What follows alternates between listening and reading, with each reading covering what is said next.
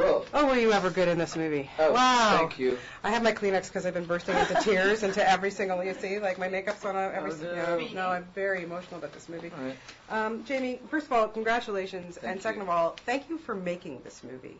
It's really a very important story. And did you know anything about the Belskip brothers before you started? I thought in myself before I read the script that I had a pretty good extensive knowledge of the Holocaust and the Second World War, things that happened. And I read the story and I felt embarrassed. I felt embarrassed I didn't know the story. I felt embarrassed that I didn't know more about Jewish resistance and resilience. Mm-hmm.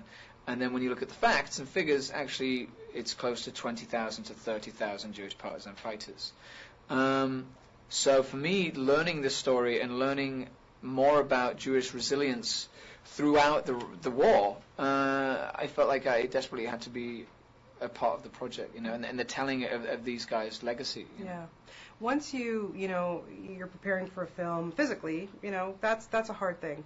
But how on earth do you prepare yourself emotionally to play a role, to be in this kind of film?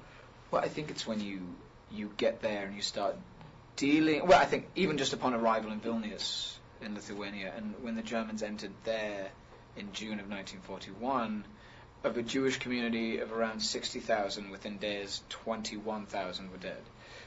So then making this film about an hour outside of that city, right, it really made me feel motivated to make this film. It really made me feel like we were fighting a resilient battle and telling a story, and waging our own war by telling the story in a way. But just being on the set, being in the environment, I know myself, honestly, I feel like I wouldn't have survived that. Yeah. So coming to terms with that was quite difficult, because you know that you're doing something way beyond your reach, personally. But also telling a compelling story and representing people in the most honest way, Yeah, and Ed put you in some pretty harsh conditions. You were Absolutely. cold, didn't have your trailers, you weren't pampered. I mean, for an actor, that must really help you as well, I would think. Oh, it does, absolutely. And also when it's cold and when it's hard and when you feel like you're stuck and you're disoriented, you huddle together. That's what you do. That's what these people did too. So through that, the crew and the cast created this sense of community, really, which I think is ultimately what got these people through it. It's that sense of community. It's the human spirit. These people came from many different walks of life. They were rich and poor. They were, students or intellectuals or teachers or nurses. And somehow they all came together. They looked after each other. And that will to survive got them through it. And 1,200 people walked out. Yeah, pretty amazing. It's incredible. And, despite all the hardships and the terrible, terror that they had to go through, one of my favorite scenes in this movie is the wedding scene that you were obviously a part of.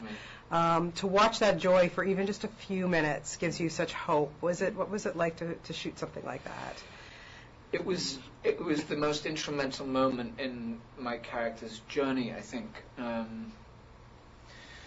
In a time where everyone's freedoms were being taken away from them at every single moment, the fact that my character gets to fall in love, find his first love, and get married and celebrate that when around him his faith was being exterminated is in a way his own defiance. That's his defiance. Is that I got married when people told me I couldn't. Right.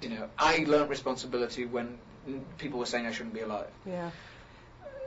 That to me is his journey. That's his defiance. And I don't know if Ed has mentioned this to you, but on the day of liberation, Chaya, who was his forest wife, found out she was pregnant with his kid that he never got to see.